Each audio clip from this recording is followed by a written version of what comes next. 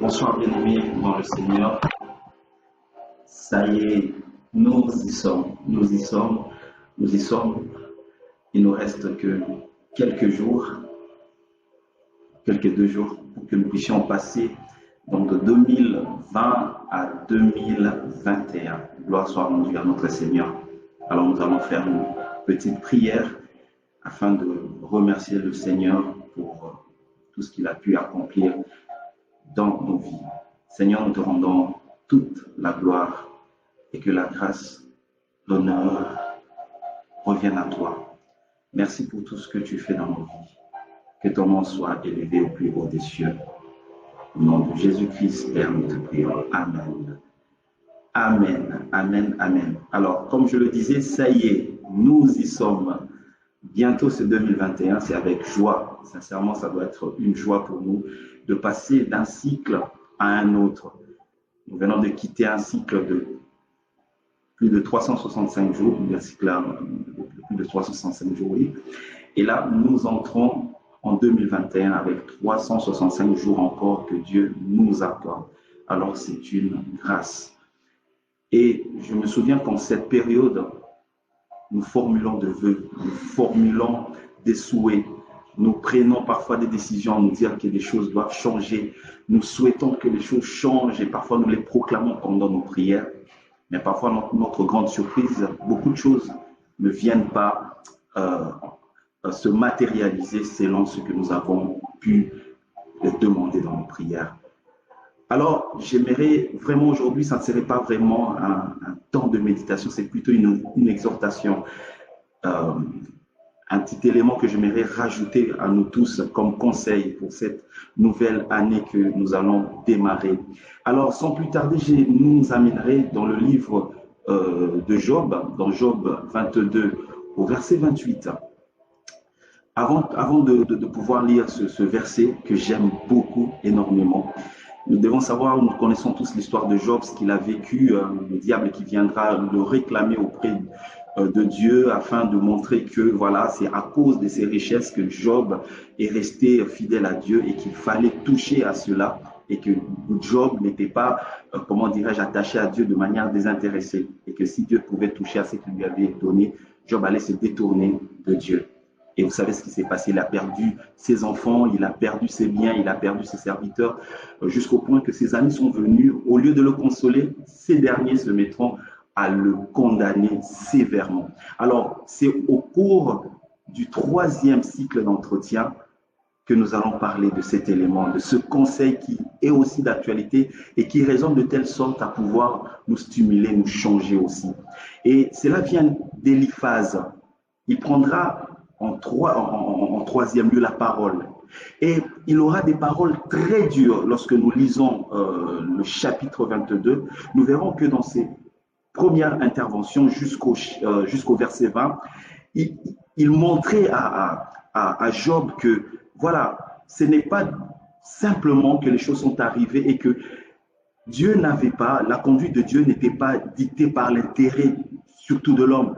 Et si aujourd'hui quelque chose arrive, c'est parce que Job aurait commis des grands péchés. Et si donc Job est malheureux en ce jour, c'est à cause de lui-même et qu'il n'avait pas de quoi aller, comment dirais-je, juger Dieu. Et il le condamnait vraiment et de manière sévère. Mais nous verrons à la suite, vers les versets 21, il aura quand même à atténuer un peu ses paroles et à pouvoir formuler des conseils à Job. Et il va chercher, comme je l'ai dit, à atténuer la rudesse de ses accusations à l'encontre de Job. Et il veut laisser une impression un peu favorable de fait qu'il d'être son ami aussi et qu'il puisse normalement trouver une réconciliation avec Dieu. Et c'est alors qu'il dira cette fameuse phrase et que j'aimerais que nous puissions l'utiliser comme un appui de réflexion pour nous, pour entrer en cette nouvelle saison, en cette nouvelle année, en cette nouvelle réalité, à ce nouveau cycle de 365 jours que l'Éternel nous donne. Il dira dans Job 22, 28, « À tes résolutions répondra le succès. » Je reprends. « À tes résolutions répondra le succès. Alors, je réfléchissais à cette réalité, comme je l'ai dit tout à l'heure.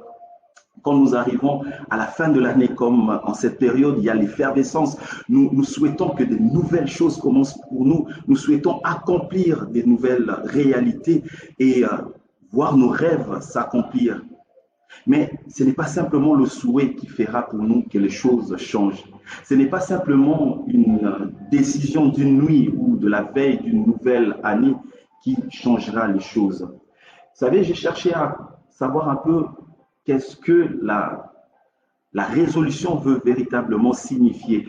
Quand nous regardons dans le dictionnaire, au niveau scientifique, il nous est dit, par exemple, le premier sens de résolution est la transformation physique d'une substance qui se résout.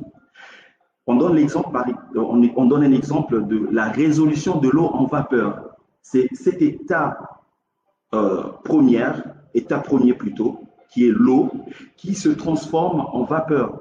Et il ne suffit pas simplement d'avoir l'eau et d'avoir le feu, mais il faut combiner ces deux réalités et qu'il y ait une température qui vienne intervenir, et il y a besoin aussi de temps pour que l'eau se transforme, pour que l'eau quitte l'état d'eau, si je peux me permettre de dire ainsi, et devenir vapeur.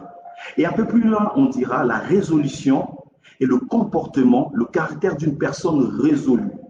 Alors, cela veut dire quoi? Cela veut dire qu'il ne s'agit pas simplement de pouvoir formuler des souhaits, qu'il ne s'agit pas simplement de pouvoir déclarer des choses à la veille de l'entrée d'une nouvelle saison. Certes, c'est bien de le faire aussi, et je recommande à nous tous de le faire régulièrement, mais ce qui importe, c'est de se déterminer. D'ailleurs, ce que je voulais vraiment nous partager est que les choses qui viennent nous permettre de vivre une transformation, un changement radical dans nos vies, c'est la croyance maintenue dans notre esprit. Je répète, les choses qui amènent un changement réel et palpable, qui vient bouleverser notre condition, qui peut nous amener comme l'eau vers la vapeur, c'est la croyance maintenue dans notre esprit.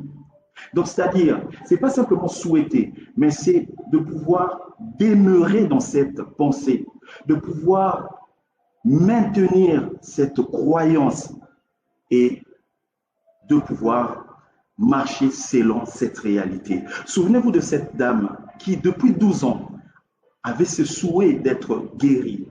Mais malheureusement pour elle, elle s'en est allée auprès des médecins, peut-être des spécialistes de l'époque, qui n'ont pas pu résoudre sa situation. Peut-être elle est allée vers les religieux qui lui ont dit, dans ta situation, tu ne peux peut-être pas venir te présenter à nous parce que tu es impur et tu pourrais nous contaminer. Elle a vécu 12 ans, la Bible nous dit qu'elle s'était retranchée loin de sa ville, au bout de la vie, c'est là où elle habitait, elle avait tout perdu. Mais elle se disait en elle-même, ayant entendu parler de Jésus, elle se disait en elle-même, si seulement je touche le bord de ses vêtements, je serai guérie. En fait, elle avait maintenu cette croyance intacte, inébranlable en elle. Elle s'était résolue. Le jour où elle verrait Jésus-Christ, quoi qu'il pouvait arriver, qu'il y ait des gens, qu'il y ait la loi qui interdisait à une personne, surtout une femme qui se retrouve dans un moment de perte de sang, d'être dans la foule, qu'elle se retrouve avec l'idée qui se présentait en se disant, si tu es là dans la foule, on pourrait te lapider. Elle s'est résolue en elle-même, quoi que cela pourrait lui coûter, mais lorsqu'elle verrait Jésus, elle toucherait le bord de ses vêtements, elle serait guérie. C'est ça la résolution. Ce n'est pas simplement déclarer, ce n'est pas simplement formuler un désir, mais c'est d'avoir une croyance maintenue dans notre esprit, une croyance maintenue dans notre pensée et nous résoudre à marcher selon cette réalité. Alors, je nous souhaite véritablement de passer du cap d'un simple souhait, mais d'une croyance maintenue dans notre esprit, jusqu'à ce que nous puissions en manger le fruit. À tes résolutions répondra le succès. Le succès ne viendra pas simplement côtoyer des désirs simplement, des décisions simplement prises. Mais le succès vient répondre à une croyance intérieure, maintenue et soutenue, et dont on aimerait véritablement manifester. Vous ne remarquez pas que quelque part, ça coïncide avec ce qui est dit de la foi. La foi est une ferme assurance. Les choses qu'on espère, elle est une démonstration de ce que nous ne voyons pas, de ce que l'œil ne voit pas, mais de l'intérieur nous le voyons et nous vivons cette croyance. Alors en cette soirée où il nous reste à peine 2 jours pour entrer dans une nouvelle saison, dans une nouvelle réalité, que nous ne connaissons pas, personne ne maîtrise ce qui va arriver demain.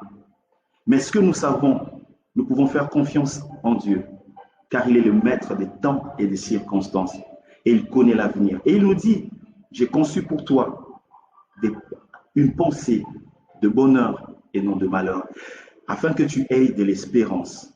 Alors cette espérance doit te motiver à te décider maintenant, à te résoudre, à passer de l'état, comme je l'ai dit, de l'eau et devenir vapeur, et à pouvoir maintenir cette croyance en toi pour que tu voies les choses changer. Dépasse le cap simplement de formuler des souhaits, mais maintiens maintenant ce souhait comme croyance dans ton esprit et marche avec cette réalité. Et le succès répondra à cette décision et à cette détermination. Que cette année nouvelle nous ouvre des portes de réussite, nous ouvre pas seulement dans l'accumulation des biens matériels, mais une réussite dans notre relation avec le Seigneur, une réussite dans notre relation avec le prochain, une réussite dans tout ce que nous avons aspiré et ce que nous attendons voir avec le Seigneur. Que le Seigneur vous bénisse et que cette année nouvelle qui va bientôt démarrer, quel que soit ce que les gens peuvent prédire, mais toi tu peux prédire à cause de l'Éternel, puisqu'il dit, il te donne, il a pour toi un plan de bonheur et non de malheur pour que tu aies de l'espérance. Alors tu peux espérer, même si le monde pourra parler des calamités, des destructions, des situations catastrophiques financières et autres, mais toi tu peux déclarer et maintenir cette réalité en toi en te disant que cette année nouvelle dans laquelle le Seigneur me permet d'y entrer, je verrai sa gloire. Et je peux me permettre maintenant de prendre des décisions, pas simplement des formulations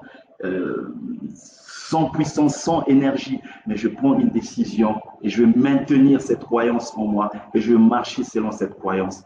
Que le Seigneur nous bénisse et que nous puissions vivre une révolution en cette nouvelle année qui va bientôt démarrer. Père, nous te rendons gloire, toute la gloire. C'est en toi que nous avons l'espérance et nous plaçons notre confiance. Aide-nous à pouvoir être des personnes résolues afin que le succès se manifeste dans nos vies et dans tous les aspects de nos vies. Que l'honneur et la gloire te reviennent. Amen. Alors, joyeuse année, j'allais dire joyeux Noël, c'est déjà passé. Joyeuse année 2021 et que le bonheur, la grâce soit votre partage et que le Seigneur se manifeste encore davantage dans vos vies. Bonne soirée et profitez vraiment de ce moment pour que le Seigneur vous apprenne encore beaucoup de choses avec lui. Merci et à la prochaine.